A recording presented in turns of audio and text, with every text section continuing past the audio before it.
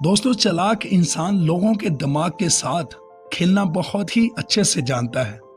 जैसे मोहम्मद अली एक बॉक्सर होने के साथ साथ दिमाग से बहुत ज्यादा चालाक और तेज भी थे। जब भी उनकी फाइट किसी से होती तो सामने वाले को कहते कि तेरी हाइट क्या है, क्योंकि जब मैं तुझे नीचे गिराऊंगा तो तब मुझे ये पता रहे कि कितना पीछे हटना है। मोहम्मद अली बड़ी ही चालाकी से सामने वाले के दिमाग में ये बात डाल देते कि विनर तो मैं ही हूँ।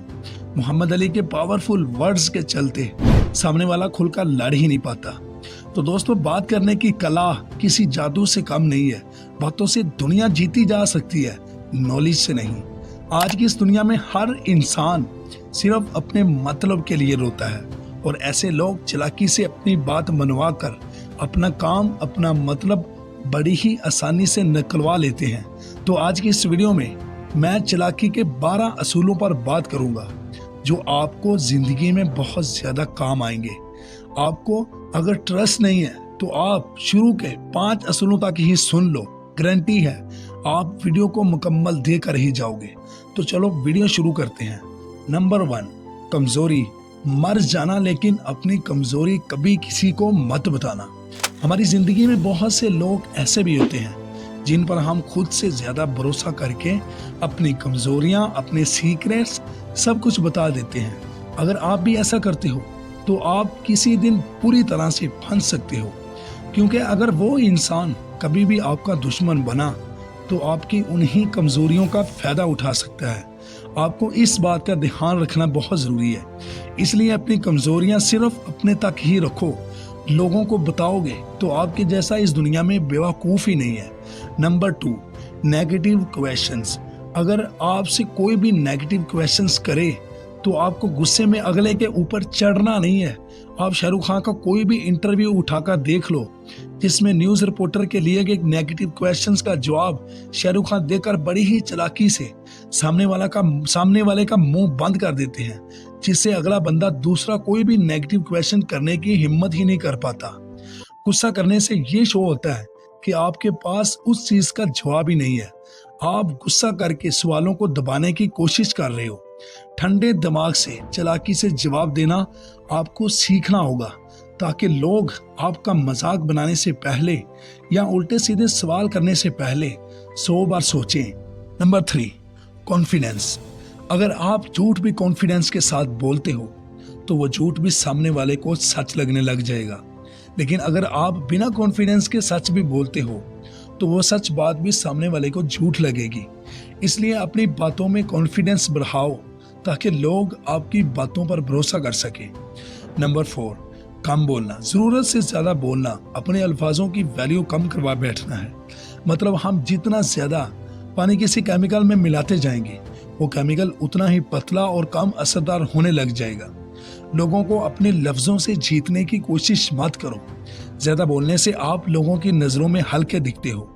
आपकी खामोशी से लोग परेशान होकर ये जानने की कोशिश करेंगे कि आप क्या सोच रहे हो, आपके माइंड में चल क्या रहा है। इसलिए कम बोलो और नाप तोल कर सोच समझ कर बोलो। Number 5, eye contact. बहुत से लोग किसी से बात करते हुए सामने वाले की नजरों में देखने की बजाय इधर उधर देखते रहते हैं। इससे अगले बंदे को यह लगता है कि आप उनकी बातों को और उनको ज्यादा सीरियसली नहीं ले पा रहे हो। इसलिए जब भी किसी से बात करो तो अगले बंदे की आंखों में देखकर बात करो।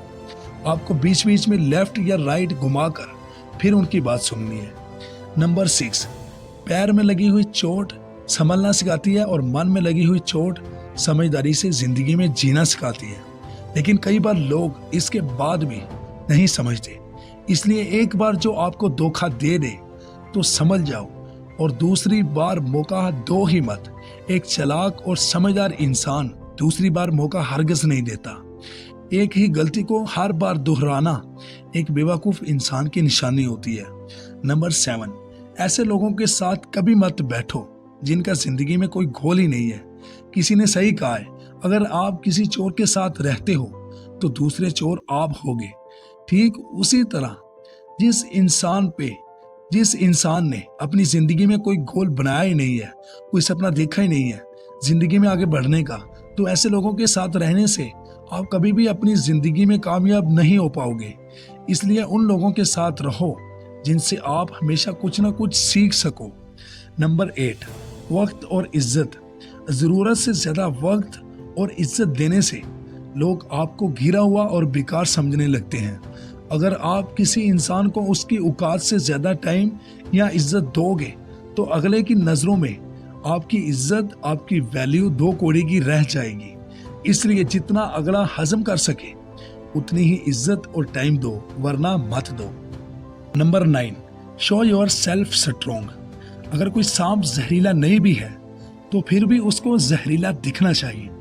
किसी भी इंसान को इतना भी ईमानदार नहीं होना चाहिए कि कोई भी इंसान आकर आपके साथ बुरा करके चला जाए।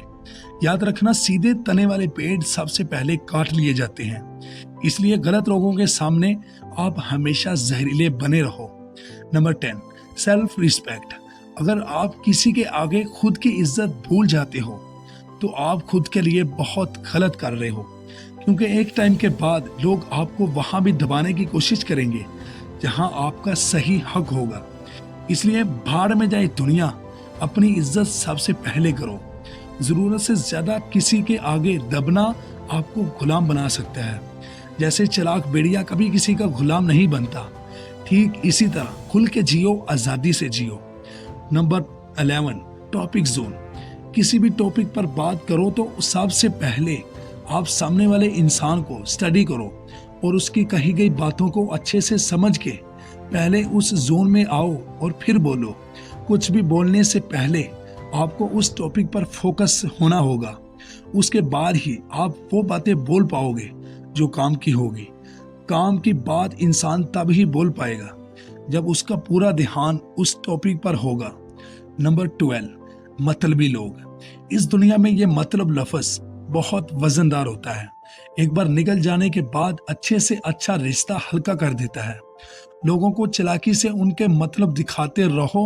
जब तक लोगों का मतलब आपसे जुड़ा हुआ है तो तब तक यह समझो कि लोग आपके कब्जे में है। समझदारी इसी में है कि लोगों का मतलब आपसे कम होना ही नहीं चाहिए। वो मतलब कोई भी हो सकता है, जैसे पैसा, कार, टाइम, कुछ भी हो। लोगों को उनका मतलब दिखाकर अपने ऊपर डिपेंड करना सीखो। ऐसा करने से लोग आपके खिलाफ कभी भी नहीं जाएंगे। यहीं पे मैं आपको एक स्टोरी सुनाता हूँ। एक बार एक ज्योतिष ने अपने एक राजा को कहा कि 10 दिन बाद रानी मर जाएगी, और हुआ भी वैसे ही। ठीक 10 दिन बाद रानी मर गई। राजा को शक हुआ कि इसने अपनी पेशवानी को सच करने के लिए रानी को मारा तो नहीं है। राजा ज्योतिष से डरने लगता है कि कहीं ये मुझ पर भी हावी ना हो जाए। इसलिए राजा ज्योतिष को मारने ही वाला होता है। तो राजा आखिरी बार ज्योतिष से पूछता है, तू ज्योतिष है ना, तो चल बता तेरी मौत कब होगी। ज्योतिष बड़ी ही चालाकी से जवाब देता है, महाराज ठीक आपकी मौत के 2 दिन पहले मेरी मौत है। राजा ये सुनकर डर गया कि अगर इसे आज मैं मारता हूं तो ठीक 2 दिन बाद मेरी मौत होगी, तो इसे छोड़ने में ही भलाई है। लोगों को ऐसे डिपेंड कर दो अपने आप पर कि लोग आपके साथ कभी भी बुरा करने का सोच ही न सके। तो दोस्तों, उम्मीद करता हूँ इस वीडियो ने आपकी लाइफ में ज़रूर वैल्यू ऐड की होगी।